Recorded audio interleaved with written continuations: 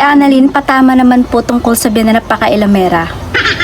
Actually, nakaranas naman ako magkaroon ng biyanan. Pero nga, dahil nakabukod kami mag-asawa at bago kami nagsama, bumukod talaga kami. Meron nga akong nakilala na as kamami din, yung may asawa din. Yun nga, sila nga ay nakaranas din ng ganyan, yung napapakailaman. Dahil nga, sama-sama sila sa loob ng isang bahay. Like, kasama niya yung biyanan niya, manugang, hipag, baya, lahat-lahat na halos sa isang bahay magkakasama kayo. Talagang wala kayong privacy dyan. Halos lahat katiting sisilip at sisilipin kayo niya. Doon yung pagpapalaki mo sa mga anak mo, papakailaman ka niya nila. Masasabi ko sa mga ganyan nangyayari, iba talaga yung nakabukod talaga kayo. Kahit hindi naman kagandahan yung bahay, kahit hindi naman na, kahit kubo-kubo, actually yung bahay ko kubo-kubo lang, basta bumukod kami, ayaw ko ng magulong buhay. Mahirap yung magulo, yung kayong mag-partner, okay kayo. Ayan, kadalasan pa yun ang pag-aawayan yung mag-asawa, kasi nga dahil nga, minsan yan sa mga kaya alam sa iyo ng biyanan mo or yung manugang mo or kahit hipag mo, isa yun sa pag-aaway nyo. Siyempre yung asawa mo, siyempre sino ba naman yung asawa na hindi kakampihan ng pamilya niya, di ba? So ikaw siyempre pakaramdam mo dyan, api ka dyan, siyempre mag-isa ka lang dyan, ikaw lang yung dyan nasa bahay na wala ka din kasamang pamilya mo. Siyempre yun talaga, ako talaga naranasan ko rin yan. Kapisan ka rin sa side ng asawa mo. Pagplanuhan yung mag-asawa na bumukod kay kahit mag-boarding house or mag-apartment man, yung kaya nyo lang. Kasi para yun sa kalusugan ng isip nyo, ng katawan nyo, yung emotion nyo, para sa kalusugan niya, siyempre sa mga anak nyo. Yung makakakilos ka ng maayos, yung papapalaki mo ng maayos, yung wala nakikialam. Yun yung pinakamaganda. Nakakainis yun, nakakalungkot lang may mga ganun na ano. Lalo na pag hindi ka gusto ng biyanan mo or manugang mo sa'yo. Lalo na kung nakikinataan ka na tamad ka, ganyan. Actually, hindi ka naman talaga tamad. May mga tao talaga nakakala nila tamad ka, pero ikaw nahihiya ka kumilos.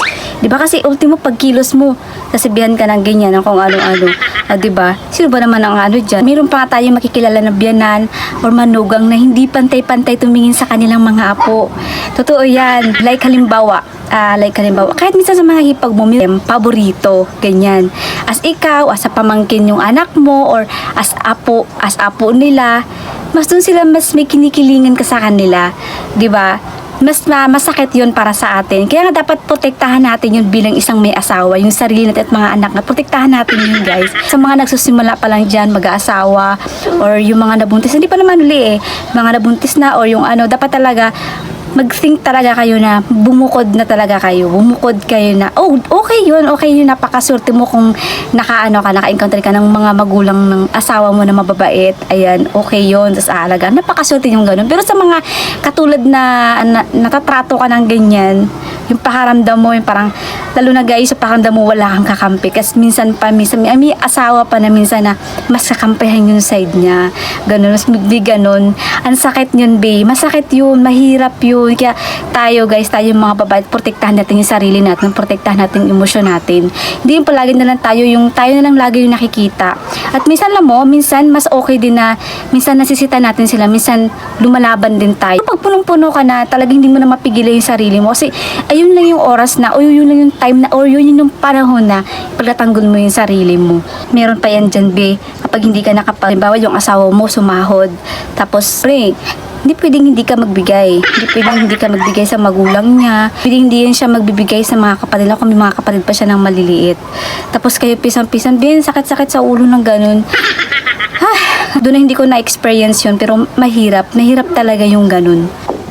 Kaya nga kapag pag yung mister nyo o yung mapapangasawa nyo na umpisa pa lang is yung parang may kakaiba na or something sa pamilya nila, huwag mo na munang ituloy. Mas better na yung magiging trato sa'yo or kung yung magiging sa mga anak mo balang araw, mag-isip-isip ka na, guys.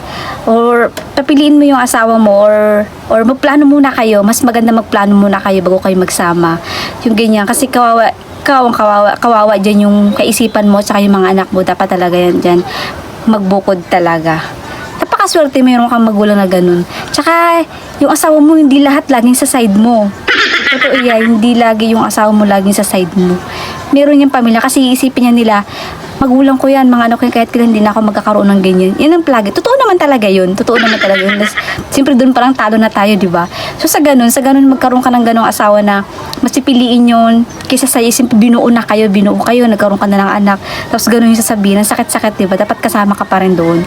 So yun yung nakakabisit na para masasabi ko rin toxic din yun. Toxic na pagbubuo ng pamilya yung ganun.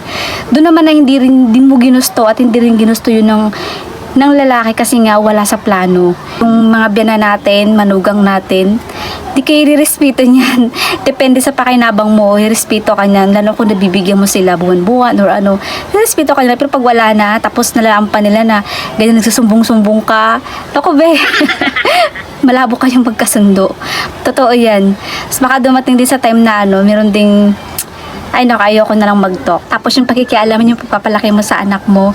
Tapos pagpayat yung anak mo or biglang pagtaba kasi pabayang nanay ka.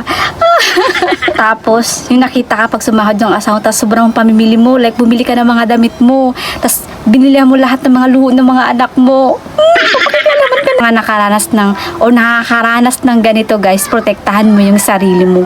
Syempre, protektahan mo rin yung mga anak mo kasi meron na ayaw sa mga anak mo kasi anak mo sila. Totoo yan. Kung sinasabing lahat ha, baka magpara-komenta naman kayo na kung ano-ano dyan. Ito ay yung content na to, na ginawa ko na to, ay i-request lang din naman at sinusunod ko at based naman sa nai-experience at based naman sa nakikita ko talaga guys. At totoo talaga yun. At iba talaga yung pakaramdam na nakabukod kayo kahit napakaliit lang na bahay ang mahalaga. Kayo yan. Totoo yan. Yung wala sa inyo makikialam. Kung makialaman sila, at least sarili mong pintuan na yan. Sarili mo ng bahay na yan. At pwede kang magmanita. Totoo yan. Pwede kang manita kasi bahay mo. Pero syempre, depende yan guys. Yung sinasabi nilang irerespeto. Yes, totoo yun. Irespeto daw ang mga biyanan, manugang. Ituring mo magulang mo.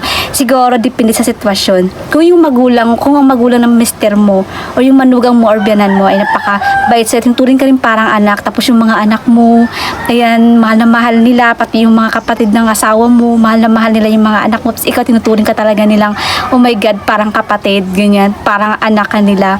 Guys, ayan yung respetuhin mo talaga sila, ituring mo silang magulang. Pero kung tinatrato ka na parang basura, yung pakaramdam mo halos shit, oh my God. Para ka nang yung wala nang naano sa sarili mo, kundi puro na lang awa ang mararamdaman mo sa sarili mo. Hindi na rin siguro maganda kung respeto mo pa sila dahil sa kasabihan na mahal at respeto mo. Sabi nga diba, ang respeto ay depende sa nararanasan mo.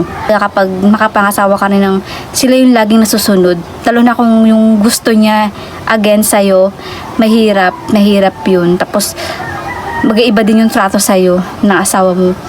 Sending love talaga sa mga nakakaranas ng ganyan. Sa ganyan, laban lang. Huwag papaapi.